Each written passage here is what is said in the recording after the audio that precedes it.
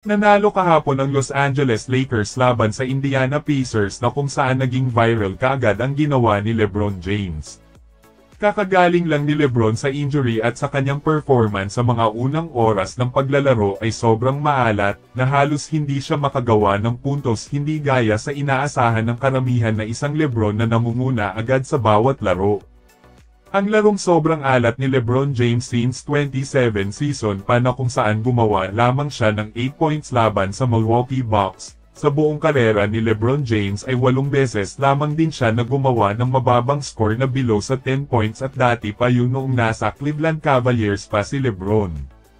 At kahapon ay inaakala ng iba na baka maulit na gumawa lang siya ng mababang score, pero at the age of 40 years old hindi pa rin kumukupa si LeBron James at kahapon bumawi siya sa dulo ng laro na siya ang dahilan para sa panalo ng Lakers, na game-winning shot ang ginawa ni LeBron na halos lahat ay nagulat. Nakapagtala siya sa kabuuan ng double-double na merong 13 points, 13 rebounds at 7 assists. Si Luka Doncic ang nanguna sa Lakers with 34.7 rebounds at 7 assists. Bumagsak naman si Austin Reeves ng 24 points, 4 rebounds at 5 assists. Para naman sa Indiana Pacers, 7 ang nakapagtala sa kanila ng double digit pero kinolang sa dulo. Nakapagtala si Tyrese Haliburton ng 16 points na merong 18 assists. Double-double naman si Miles Turner na merong 16 points, 12 rebounds at 1 assist. 25.6 rebounds at 2 assists naman si Pascal Siakam. Bumalik na rin sa Denver Nuggets ang kanilang superstar na si Nikola Jokic nang nawala ng 5 beses sa laro dahil sa kanyang injury na natamo niya.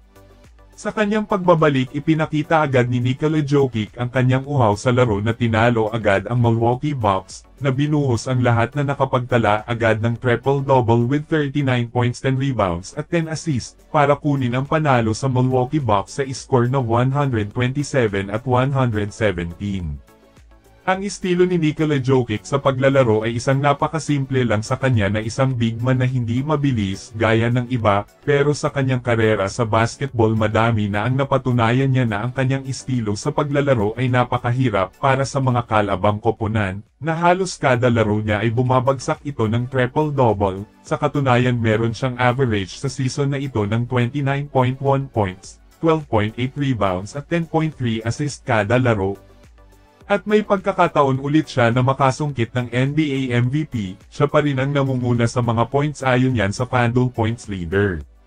At ayon sa reporter ng Nuggets na si Joel Rush, na ang pagganap ni Nikola Jokic ay minarkahan nito ang ika-6 na pagkakataon sa kasaysayan ng NBA na nakapagtala ang isang manlalaro ng 30-plus points na triple-double sa isang season. Ang nakagawa pa nito ang kapwa niyang ka-teammate na si Russell Westbrook, na ang milestone na ito ay ginawa niya mismo ng 3 beses. Sa parehong milestone na ito nakamit rin ni Oscar Robertson at Wilt Chamberlain ang tagumpay na ito ng 1 beses lamang. Ang hinaharap na Hall of Fame center ay nagkakaroon ng isa pang MVP caliber sa season na ito at marahil isa ito sa kanyang pinakamahusay na karera sa basketball.